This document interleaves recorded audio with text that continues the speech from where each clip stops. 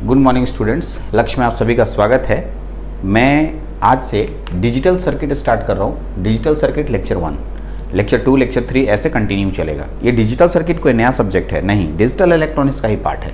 मैं ऐसे बता दूं कि जो डिजिटल इलेक्ट्रॉनिक्स है इसको मैं 3 अलग अलग कैटेगरी में बांटता हूँ। मैं बांटता हूँ, किताब नहीं बांटता है, मेरे पढ़ाने का तरीका कुछ अलग है। फर्स्ट पार्ट जो होता है जिसमें कि मैंने पढ़ाया number system, logic gate, boolean algebra, simplification of logic gate, logic expression. तो इस तरीके से मैंने फर्स्ट पार्ट में ये सभी चीज़ें खत्म की। अभी जस्ट आप लोगों ने कर्नॉफ मैप से सारे क्वेश्चंस बना लिए हैं, इनका यूज मैं आगे करूंगा। तो यहाँ तक फर्स्ट पार्ट मेरा डिजिटल इलेक्ट्रॉनिक्स का खत्म होता है। सेकेंड पार्ट में मैं पढ़ाने जा रहा हूँ, उसका नाम है डिजिटल सर्किट। इसमें भी 2 पार्ट है, एक है कॉम्बिनेशनल लॉजिक सर्किट और दूसरा है सिक्वेंशियल लॉजिक सर्किट। अब आप दो नया बात आ गया, यानी कि पूरा डिजिटल इलेक्ट्रॉनिक्स इसी से है। पहले तो हमको ये समझाइए सर, डिजिटल सर्किट आप पढ़ा रहे हैं, डिजिटल सर्किट क्या होता है? डिजिटल सर्किट कोई नया सर्किट है तो नहीं। यहाँ से शुरू होती है आपके इंजीनियर बनने की जिम्मेवारी। आप इंजीनियर बन रहे हैं, आप क्या सोच रहे हैं कि हम पढ़ रहे हैं तो इसका यूज़ हम अपने लाइफ में कुछ तो करेंगे, है ना। इतना जो नंबर सिस्टम पढ़े, फिर आप लॉजिक गेट पढ़े, इन सबको पढ़ के क्या कीजिएगा? तो आप कहिएगा सर इन सबको पढ़ के हम आपको मतलब एग्ज़ाम देंगे, पास हो जाएंगे। अरे वो तो अपनी जगह पर है, एग्ज़ाम तो आएगा ही, बट हमारे रियल लाइफ में कहीं ना कहीं तो यूज़ होगा, कहीं ना कहीं तो यूज़ करेंगे हम लोग। बिना यूज़ किए कोई चीज़ों को हम लोग सिर्फ थ्योरेटिकली पढ़ लेते हैं, रट लेते हैं, डेराइव कर देते हैं और हम लोग को लगता है कि हम लोग बहुत अच्छे इंजीनियर बन गए। अरे नहीं, ऐसे नहीं होता है। एग्जैक्टली आप इंजीनियर बनने चले हैं तो आपको जिस डिवाइसेस को आपको पढ़ाया जा रहा है उसके रियल लाइफ कहाँ यूज होते हैं, इनको समझना होगा आपको, ठीक है। तो अब मैं डिजिटल की दुनिया में ले जा रहा हूँ, डिजिटल सर्किट डिज़ाइन करने सिखा रहा हूँ। यानी कि आप एक इंजीनियर हैं और आपको डिज़ाइन करने सीखना होगा, सर्किट खुद से बनाने सीखना होगा। तो सर अपने आप कैसे बनाएंगे? तो अपने आप नहीं बनाइए, कुछ सर्किट जो डिज़ाइंड है उसको सिलेबस में दिया हुआ वो हम लोग पढ़ेंगे और उस सर्किट को सोचकर अपना दिमाग इस्तेमाल करना है, कुछ नए चीज़ों को डिज़ाइन करना है, ठीक है। वही तो है आजकल जो नया एक्सपेरिमेंट होता है, क्या होता है, कुछ नया सोचते हैं। आपका दिमाग कितना तेज चलता है और उसके अनुसार से कितना आप डिज़ाइन कर पाते हैं, इस पे है। नहीं तो फिर दूसरे के डिज़ाइन किए गए सर्किट को आप देखिए, समझिए वो कैसे सोचे। तो वो कोई भगवान ने उनको तो आशीर्वाद नहीं दिया कि भाई तुम इसको लो और बना दो, उन्होंने कुछ सोचा होगा, अपने दिमाग का इस्तेमाल किया। उसी तरीके से आपको भी करना है। खैर इतना लंबा चौड़ा इस पर भाषण नहीं रहेगा। हम लोग पढ़ने जा रहे हैं, टॉपिक का नाम है कॉम्बिनेशन लॉजिक सर्किट और सिक्वेंशियल लॉजिक सर्किट। पूरा डिजिटल सर्किट यानी कि पूरा डिजिटल इलेक्ट्रॉनिक्स में इतना समाया हुआ है इसमें, यानी डिजिटल सर्किट में, कॉम्बिनेशनल और सिक्वेंशियल में, यानी पूरा सिलेबस डिजिटल इलेक्ट्रॉनिक्स का इन्हीं दोनों में है। चलिए तो सर आप बताइए सर कॉम्बिनेशनल लॉजिक सर्किट क्या होता है और सिक्वेंशियल लॉजिक सर्किट क्या होता है, ठीक है। तो मैं यहाँ पर बता तो दूंगा दोनों के दोनों, कॉम्बिनेशनल और सिक्वेंशियल। मैं आपको क्लियर कर दूँ कि तो मैं अभी तक कॉम्बिनेशनल सर्किट का एक भी एग्जाम्पल पढ़ाया हूँ, नहीं सिक्वेंशियल का पढ़ाया हूँ। तो मैं पूरी कोशिश रहेगी कि आपको कॉम्बिनेशनल सर्किट भी यहाँ समझ में आ जाए और सिक्वेंशियल भी आ जाए। हो सकता है कि सिक्वेंशियल कम समझ में आए क्योंकि सिक्वेंशियल का यूज अभी हम लोगों ने किया ही नहीं है और ना पढ़े हैं, ना ही कॉम्बिनेशनल का पढ़े हैं। बट मैं ऐसे ऐसे एग्जांपल्स आपके सामने रखूंगा, कुछ ऐसे तरीके से बताऊंगा कि आपको समझ में आ जाएगा। लेकिन अगर 1-2 पॉइंट अगर क्लियर नहीं हुआ तो आपको मैं बोलता हूं कि जब मैं कॉम्बिनेशन और सिक्वेंशियल जब खत्म कर दूंगा तो फिर से आप इस टॉपिक को पढ़िएगा तो आपको पूरा का पूरा 100%, 102%, 100 यानी कि आपको अच्छे से समझ में आ जाएगा, कहीं कोई दिक्कत होगी ही नहीं, ठीक है। चलिए तो सर आप कॉम्बिनेशनल सर्किट के कॉम्बिनेशनल लॉजिक सर्किट के बारे में बताइए और सिक्वेंशियल लॉजिक सर्किट के बारे में बताइए, ठीक है। और इसमें कौन कौन से लोग आते हैं, कौन कौन से सर्किट्स आते हैं उसको समझाइए और उसके डिज़ाइनिंग यानी सर्किट डिज़ाइनिंग को हम लोग क्लियर कीजिए। चलिए शुरू करने जा रहे हैं। हम लोग का टॉपिक का नाम है डिजिटल सर्किट्स, लेक्चर नंबर 1। और हम लोग इस डिजिटल सर्किट को 2 भाग में क्लासीफाई किए, combinational logic circuit, sequential logic circuit, और उसमें भी हम लोग अभी पढ़ने जा रहे हैं कॉम्बिनेशनल लॉजिक सर्किट। चलिए कॉम्बिनेशन लॉजिक सर्किट को समझिए अच्छे से। अगर मेरे पास कोई लॉजिक सर्किट है, ठीक है, जो अर्थमेटिक ऑपरेशन करता है या किसी भी तरह का ऑपरेशन करता है, किसी भी तरह का ऑपरेशन करता है, अगर मेरे पास कोई सर्किट होगा, चलिए मैं इसको दिखाता हूं ऐसे, देख लीजिए, ये लॉजिक सर्किट मैंने बनाया, लॉजिक सर्किट। आपको मालूम है मैंने लॉजिक गेट का डेफिनेशन दिया था, उसमें बताया था कि इसमें कुछ इनपुट्स दिया जाता है, कितने इनपुट होंगे नहीं पता, लेकिन अभी हम इनपुट दे रहे हैं और इस लॉजिक सर्किट के द्वारा जो भी सर्किट्स बनाएंगे उस सर्किट के पूरा प्रोसेसिंग करने के बाद हमें यहाँ पर आउटपुट भी मिलेगा। ये बात तो हम लोग बहुत शुरुआत से पढ़ते आ रहे हैं। तो यहाँ पर लॉजिक गेटों का कॉम्बिनेशन बनाना है, और कैसे कॉम्बिनेशन बनाना है वो तो आगे के चैप्टरों में मैं बताऊंगा, लेकिन जो भी लॉजिक सर्किट बनेगा वो यहाँ इनपुट देंगे और यहाँ आउटपुट मिलेगा। यहाँ तक क्लियर है आपको? ठीक है। अब ये जो पूरा प्रोसेस है ये कॉम्बिनेशनल होगा या सीक्वेंशियल होगा, कैसे पता चलता है, और कॉम्बिनेशनल होता क्या है?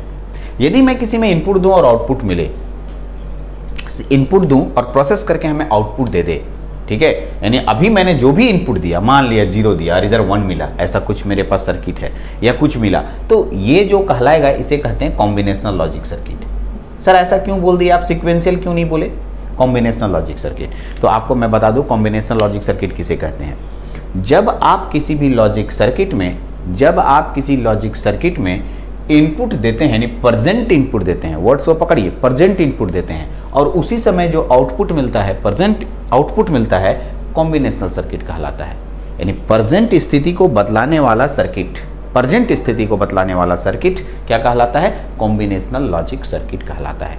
प्रेजेंट स्थिति, चलिए सर प्रेजेंट स्थिति का मतलब यही ना, अभी हम 0 दिए तभी क्या मिला? 1, ये प्रेजेंट स्थिति है। लेकिन यदि मैं थोड़ी देर के बाद यहाँ पर 1 दे दूं तो इधर 0 मिलेगा, मतलब मान लिया कोई ऐसा सर्किट होगा कि 1 देने पर 0 आ रहा है।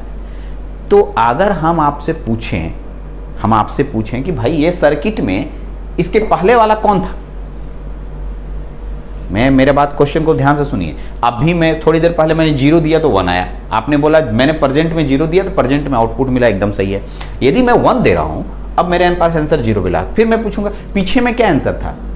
अरे भाई तो आपको याद ही नहीं है पीछे में कहाँ क्या था, तब बोलेगा कहाँ, इससे सर्किट से पूछने जाइएगा कि पीछे क्या था, उतना याद है? आपके पास हजारों मशीन है, हजारों का डेटा याद रहेगा क्या? नहीं।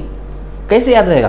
कि सर इससे पूछेंगे भाई तुम रखा क्यों नहीं, तो ये क्या बोलता है सुनिए, इसको हम डांटे, सर्किट को डांट रहे हैं कि भाई तुमने पीछे का डेटा रखा क्यों नहीं। तो ये क्या बोलता है? बोलता है भाई मेरे पास मेमोरी है ही नहीं, मेरे पास पीछे के डेटा को रखने के लिए मेमोरी होना चाहिए। जैसे आपको मैंने आज पढ़ाया, आप अपने दिमाग में स्टोर करके रखते हैं, ठीक है, दिमाग में स्टोर करके रखे, तो मैं पूछता हूँ कल क्या पढ़ाया था, तो आप याद करके बताते हैं कि अच्छा वो पढ़ाया था। तो आपके पास मेमोरी है जो कि आप पास्ट डेटा को स्टोर कर लेते हैं। तो अब देखिए जब 1 दे दिए तो ये 1 वाला 1 क्या हो गया? प्रेजेंट डेटा हो गया। क्या डेटा हो गया? प्रेजेंट। और ये क्या हो गया? पास्ट। कौन डेटा हो गया? पास्ट। यानी कि जो मैं प्रेजेंट डेटा दूंगा प्रेजेंट आंसर मिलेगा, लेकिन पास्ट वाला आंसर हमें प्राप्त नहीं होगा। पास्ट वाला भूल गए, पास्ट कहाँ गया? वो तो पास्ट हो गया। अब इसके पास पास्ट का कोई इंफॉर्मेशन नहीं है, पास्ट वाला का कोई इंफॉर्मेशन ही नहीं है। इंफॉर्मेशन नहीं क्यों है? तो भाई सर इसके पास कोई मेमोरी ही नहीं है। तो 2 बातें क्लियर हुई, 2 बातें यहां पर बहुत अच्छे से क्लियर हुई। Combinational logic circuit present input present output पर निर्भर करता है, पहला बात क्लियर। दूसरा, कॉम्बिनेशनल लॉजिक सर्किट के पास कोई भी मेमोरी एलिमेंट नहीं होता है। ठीक, मेमोरी क्या होता है? सर किसी भी पास्ट डेटा को स्टोर करके रखने वाले डिवाइस को हम लोग क्या बोलते हैं? मेमोरी। कौन डेटा को? पास्ट डेटा को। मैंने अभी पढ़ाया, डेटा तुम्हारे लिए पास्ट हो गया थोड़ी देर में और तुमने उसको स्टोर करके रखा, ठीक है, स्टोर पास्ट डेटा को ही तो स्टोर करेंगे, आने वाला कौन सा डेटा पता ही नहीं है तो हम उसको कैसे स्टोर कर ले? पास्ट डेटा को स्टोर करने वाले डिवाइस को मेमोरी कहते हैं। इसका मतलब कॉम्बिनेशनल लॉजिक सर्किट के पास मेमोरी नहीं होता है। पॉइंट नोटेड, इंपॉर्टेंट क्वेश्चन है, ठीक है। हाँ, सिक्वेंशियल में मैं बढ़ाते इसमें बताऊंगा, इसके पास पास्ट और प्रेजेंट दोनों डेटा को बताता है और इसमें मेमोरी भी होता है, मैं पढ़ाऊंगा अभी थोड़ी देर में।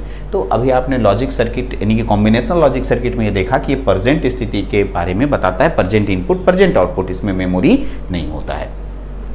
सर इसको रिफ्रेश करना है, रिफ्रेश करने के लिए हम लोग आगे चल के क्लॉक सिग्नल देने का काम करेंगे। यही मैं बताना चाह रहा था, मैं थोड़ा सा बात बोला था ना कि कुछ चीज़ें जो है समझ में भी नहीं आएंगी, तो मैं आपको आगे चल के एक सिग्नल के बारे में बताऊंगा, इस तरह के सिग्नल, ठीक है, सिग्नल जो कि कोई इंफॉर्मेशन कंटेन करता है। आप पहले पढ़ चुके होंगे इस तरह का सिग्नल, ऐसे ऐसे, ये एसी सिग्नल है, वैसा आप पढ़े थे ना, एसी सिग्नल बोलते हैं आप, इसको डीसी सिग्नल आप बोलते हैं, इस तरीके से आप डीसी सिग्नल बोलते हैं। तो वैसे ही ये एक प्रकार का सिग्नल है डिजिटल इलेक्ट्रॉनिक्स की दुनिया में, ठीक है। तो इसे हम लोग +5 वोल्ट के नाम से जानते हैं और इसे हम लोग 0 वोल्ट के नाम से जानते हैं। इसमें दो तरह के लेवल होते हैं, +5 वोल्ट 0 वोल्ट, +5 वोल्ट 0 वोल्ट। ये +5 वोल्ट को यहाँ पर 1 इंडिकेट होता है और इसे 0, ये 1 और 0। इस तरह के सिग्नल को डिजिटल क्लॉक सिग्नल कहते हैं, डिजिटल क्लॉक सिग्नल। यही मैं बताना चाह रहा था कि मैं अभी इसको पढ़ाया नहीं हूं, तो मैं हो सकता है कॉम्बिनेशनल सर्किट समझाते समय इन सब शब्दों का प्रयोग करूंगा तो कम समझ में आए, लेकिन आगे चल के इसको पढ़ना है, हमको इसी सिलेबस में पढ़ना है, तो मैं आपको समझा दूंगा तो फिर दोबारा पढ़िएगा, समझ में आ जाएगा। फिर भी चलिए, कॉम्बिनेशनल सर्किट में रिफ्रेशिंग करने की जरूरत नहीं पड़ती, रिफ्रेशिंग का कोई जगह नहीं है। रिफ्रेशिंग का मतलब डिजिटल क्लॉक सिग्नल देना और उस सर्किट को रिफ्रेश करना, तो रिफ्रेशिंग नहीं होता है। इसमें क्लॉक सिग्नल नहीं दिया जा सकता है, क्लॉक सिग्नल से हम लोग काम नहीं कर सकते हैं। यानी सिंपल सी भाषा में ऐसा कह सकते हैं कि कॉम्बिनेशनल लॉजिक सर्किट को क्लॉक सिग्नल की जरूरत नहीं है। मेरी बात समझ में आई? कॉम्बिनेशनल लॉजिक सर्किट को क्लॉक सिग्नल की जरूरत नहीं है, ठीक है। क्लॉक सिग्नल हम लोग नहीं देते हैं और ये बिना क्लॉक सिग्नल के ऑपरेट होता है। परजेंट डेटा और परजेंट इनपुट और परजेंट आउटपुट पे लॉजिक सर्किट ऑपरेशन करने के बाद आउटपुट देता है, तो इसे हम लोग कॉम्बिनेशनल लॉजिक सर्किट कहते हैं। यहाँ तक क्लियर? लेकिन इतना में प्रॉब्लम आने लगा सर। क्या प्रॉब्लम आने लगा? ठीक है, सुनिएगा सर। इसके पास्ट जो अभी ये डेटा प्रेजेंट डेटा है, पास्ट डेटा को स्टोर नहीं करेंगे तो पता कैसे चलेगा कि क्या आंसर मिला था? आगे चल के माइक्रो प्रोसेसर जैसे डिवाइस डिजाइन हुए, ठीक है, तो उसमें पास्ट डेटा का बहुत बड़ा रोल था। पास्ट डेटा याद ही नहीं रहेगा तो माइक्रो प्रोसेसर कैसे कोई प्रोग्राम करेगा? ठीक है, प्रोग्राम करना है ना, प्रोग्राम करने के लिए आपको याद रहना चाहिए कि अभी थोड़ी देर पहले आपने क्या काम किया था, तो उसके लिए पास्ट डेटा को याद रखना जरूरी है। और ऐसे ही पास्ट डेटा को याद करने के लिए हम लोग इसी कॉम्बिनेशनल सर्किट में, ये कॉम्बिनेशनल सर्किट है, देखिए सर इंपॉर्टेंट पढ़ा रहा हूं, ये मेरे पास लॉजिक सर्किट हो गया। अगर आप इनपुट दिए आउटपुट मिला तो ये इनपुट हो गया और ये क्या हो गया? आउटपुट हो गया। इतना को आप क्या बोलते हैं? Combinational circuit. अगर मैं इस कॉम्बिनेशनल सर्किट में यहां से जोड़कर एक यहां डिवाइस जोड़ दूंगा और डिवाइस का नाम है मेमोरी। कौन सा डिवाइस? मेमोरी जोड़ दूंगा। ऐसे अगर मैं इसके इनपुट और इसके आउटपुट के बीच में एक डिवाइस जोड़ देता हूं, मेमोरी, तब ये पूरा का पूरा सेक्शन, पूरा का पूरा सिस्टम सीक्वेंशियल सर्किट कहलाता है। ठीक है, क्या कहलाता है? Sequential circuit. तो कॉम्बिनेशनल सर्किट में मेमोरी एलिमेंट नहीं होता है, वो present data, present input, present output पर निर्भर करता है। लेकिन अब देखिए, अगर आउटपुट मिला, जो इनपुट दिए आउटपुट मिला, वो जाके कहाँ स्टोर हो गया? मेमोरी में। और वो पास्ट डेटा है। अब वो पास्ट डेटा इनपुट को भी दे रहा है, तो इनपुट अब प्रेजेंट पे भी निर्भर कर रहा है, पास्ट पे भी निर्भर कर रहा है। यानी कि सीक्वेंशियल सर्किट में सिर्फ प्रेजेंट पे निर्भर करता है ऐसा नहीं है। दिखने में भी लग रहा है कि सर मैंने फीडबैक बना दिया। फीडबैक भी आपको एक पढ़ना है, इलेक्ट्रॉनिक्स वाले पढ़ते हैं, कंप्यूटर साइंस वाले नहीं पढ़ते हैं, ठीक है, कोई बात नहीं। लेकिन इतना मैं बता रहा हूं कि देखिए ये तार इससे जोड़ दिया गया का मतलब इससे जो पास्ट डेटा मेमोरी में आया और ये पास्ट डेटा इनपुट को मिल रहा है। इसके इनपुट में तो हम प्रेजेंट डेटा देते ही है और पास्ट डेटा भी दे रहे हैं, पास्ट डेटा भी जा रहा है। इसका मतलब इसमें सिर्फ प्रेजेंट पे निर्भर करेगा ऐसा नहीं है, ठीक है। तो इस पूरे सर्किट को यानी कॉम्बिनेशनल से ही सीक्वेंशियल बनाया गया। कॉम्बिनेशनल में मेमोरी एलिमेंट डाले तो सीक्वेंशियल बन गया। यहाँ तक क्लियर है? यहाँ तक में हमको लगता है कि बहुत क्वेश्चन नहीं होना चाहिए, फिर भी मैंने पूरी कोशिश की कि सीक्वेंशियल और कॉम्बिनेशनल। हाँ, अगला इसमें एक और पॉइंट छूट गया कि सर क्या ये जो क्लॉक सिग्नल आप बता रहे हैं, इस क्लॉक सिग्नल की इसको जरूरत है? यस, बिना क्लॉक सिग्नल के सीक्वेंशियल सर्किट वर्क नहीं करेगा।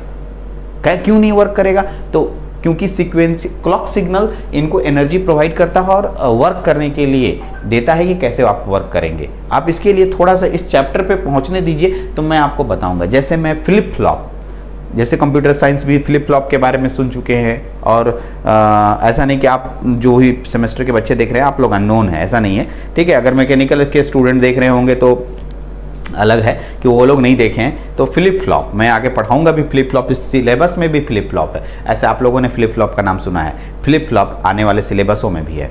तो फ्लिप फ्लॉप में अगर आप देखेंगे तो एक एरो मार्क दिया जाता है, एरो मार्क, इस तरीके से एरो मार्क, ये क्लॉक सिग्नल को इंडिकेट करता है। ये कह रहा है, यहाँ क्लॉक लिखते हैं, CL के क्लॉक, ये क्लॉक में इसी तरह के सिग्नलों को देते हैं और ये अंदर के सर्किट को ऑपरेट करता है। क्लॉक सिग्नल के द्वारा ही सर्किट को ऑपरेट कराया जाता है। कैसे ऑपरेट होता है वो तो सर्किट पे पता चलेगा। तो अब आते हैं, ये तो कॉम्बिनेशनल सर्किट और सीक्वेंशियल सर्किट के बारे में हुआ। आप बोलेंगे सर कॉम्बिनेशनल सर्किट में कौन कौन लोग आते हैं? अरे बहुत सर्किट है जो कॉम्बिनेशनल सर्किट में आता है, जो प्रेजेंट डेटा और प्रेजेंट इनपुट और प्रेजेंट आउटपुट पर निर्भर करता है। चलिए सबसे पहला नाम आपको याद दिला देते हैं, एडर। कौन? एडर। फिर कौन सा? सबट्रैक्टर, ठीक है, सबट्रैक्टर। उसके बाद मक्स, फिर कौन? डीमक्स, ठीक है। फिर कौन? Encoder, encoder. फिर कौन? डिकोडर, ठीक है। फिर कौन? Code converter, code converter. फिर कौन? उसके बाद आता है कंपैरेटर।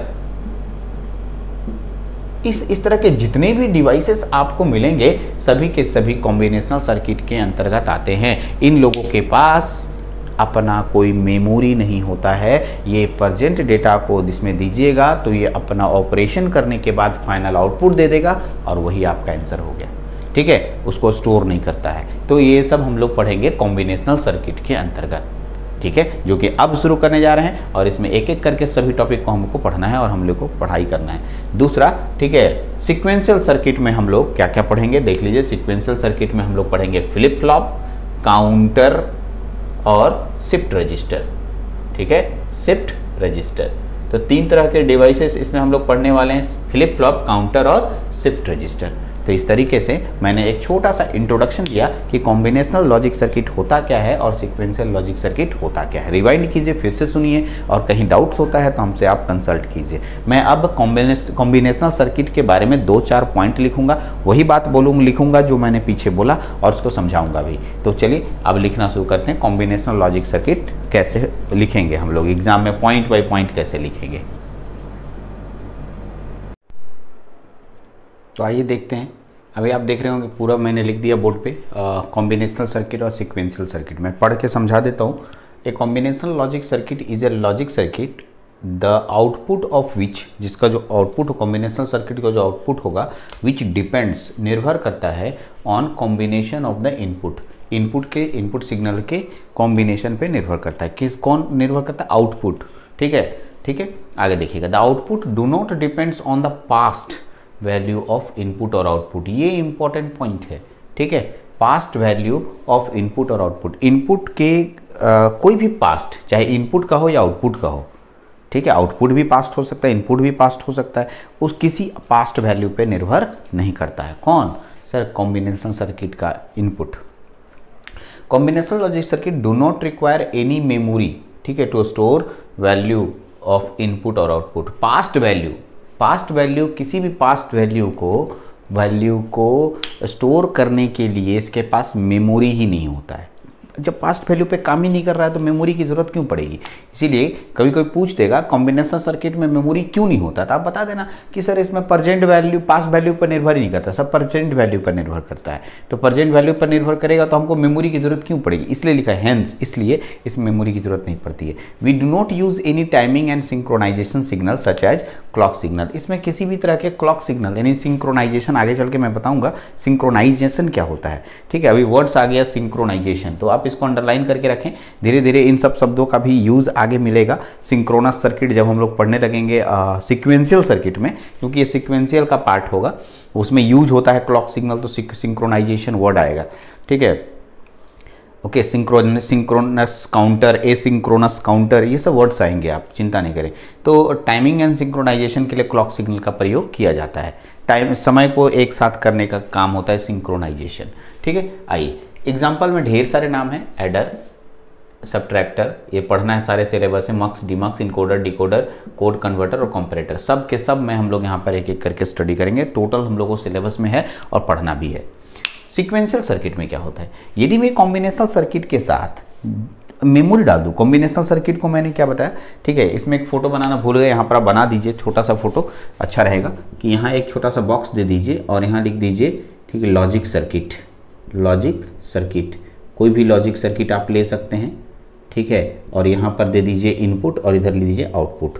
ये लिख दीजिए इनपुट और इधर लिख दीजिए आउटपुट, ठीक, इनपुट और आउटपुट। तो ये पूरा जो सिस्टम कहलाएगा ये कॉम्बिनेशनल सर्किट कहलाएगा। इनपुट देते हैं, आउटपुट देते हैं, present input present output, present input present output, बस इसी पे निर्भर करता है। सीक्वेंशियल सर्किट के उसी कॉम्बिनेशनल को लाओ यहाँ पर और साथ में उसमें एक मेमोरी जोड़ दो तो पूरा सिस्टम कहलाया जाएगा sequential circuit, sequential logic circuit कहलाएगा। तो इसमें क्या होता है, कॉम्बिनेशनल सर्किट के साथ मेमोरी। अब मेमोरी क्या करता है, आउटपुट के पास वैल्यू को भी स्टोर करता है और इनपुट के पास वैल्यू को, पीछे का इनपुट पीछे का आउटपुट दोनों को स्टोर करके रखता है। यानी कि जो कॉम्बिनेशनल सर्किट काम कर रहा है वो पास्ट इनपुट, पास्ट आउटपुट और पास्ट इनपुट दोनों पे काम कर लेता है। यही बात मैंने लिखा है, ठीक है। A circuit whose output depends on the present time input, previous output, ठीक है, यानी प्रीवियस का past, and the sequence in which the present input applied. जितना सीक्वेंस में तुम देते जा रहे हो सब पे ये निर्भर करता है, ठीक है। कौन दे रहे हो, कितना दे रहे हो, कितना देर के बाद दे रहे हो, ये सब इस पे आएगा। समय भी निश्चित करना होगा इसमें, ठीक है। टाइमिंग सर्किट बन जाता है इसमें, ठीक है। Sequential circuit contain combinational circuit with memory element, यानी सीक्वेंशियल सर्किट में कॉम्बिनेशनल सर्किट भी होता है साथ में मेमोरी एलिमेंट। अगर आप मेमोरी एलिमेंट लिखना भूल गए तो कॉम्बिनेशनल बन जाएगा, उसमें मेमोरी एलिमेंट ऐड करना होगा और फीडबैक पाथ में करना होगा। Here memory is connected as a feedback path. Feedback path का मतलब होता है कि आउटपुट से लेकर फिर इनपुट की तरफ कनेक्ट करना, बीच में जोड़ना, इसे फीडबैक बोलते हैं। क्या बोलते हैं, फीडबैक। आइए, we use clock signal for its operation. इसको ऑपरेट करने के लिए क्लॉक सिग्नल भी देंगे। जब हम सीक्वेंशियल पढ़ाएंगे तो आप देखिएगा क्लॉक की जानकारी उसमें देंगे। क्लॉक पढ़ाए बिना हम सीक्वेंशियल नहीं पढ़ाएंगे। तो पहले हम सीक्वेंशियल सर्किट में जब जाएंगे तो क्लॉक सिग्नल के बारे में, डिजिटल क्लॉक सिग्नल के बारे में आपको समझाएंगे कि उसमें कौन कौन से टर्म यूज होते हैं। उसमें फॉलिंग एज होता है, ट्रेलिंग एज होता है, लेबल सिग्नल होता है, बहुत सारे उसमें सिग्नल्स के नाम हैं, उनको भी हम लोग सीखेंगे। तो ये था कॉम्बिनेशनल सर्किट और सीक्वेंशियल सर्किट के बारे में छोटा सा एक इंट्रोडक्शन, ठीक। क्योंकि हम लोग डिजिटल सर्किट के लेक्चर 1 में हैं और यहाँ पर हम लोग कॉम्बिनेशनल लॉजिक सर्किट और सीक्वेंशियल लॉजिक सर्किट सीखे। अब हम लोग लेक्चर नंबर 2 से हम लोग कोई एक टॉपिक को पकड़ेंगे, कोई एक टॉपिक उठाएंगे और उसको पूरा डिटेल खत्म करेंगे, ठीक है, पूरा अच्छे से। हम लोग अब पढ़ने जा रहे हैं कॉम्बिनेशनल लॉजिक सर्किट के जितने भी एग्जाम्पल्स हैं, एक एक करके सिलेबस में सब है, सब पढ़ेंगे। एडर अगर स्टार्ट किए तो एडर स्टार्ट करेंगे और अगर मल्टीप्लेक्सर स्टार्ट किए तो मल्टीप्लेक्सर, डजेंट मैटर, कोई भी स्टार्ट कर सकते हैं, कोई किसी से रिलेशन नहीं रखता है। आपको अगर लॉजिक गेट, पीछे के लॉजिक गेट और बुलियन अलजेब्रा का जानकारी है तो आप आराम से सभी को समझ जाएंगे, ठीक है। तो चलिए उस लेक्चर नंबर 2 में देखेंगे, ठीक है। इस लेक्चर में इतना ही। Thank you very much.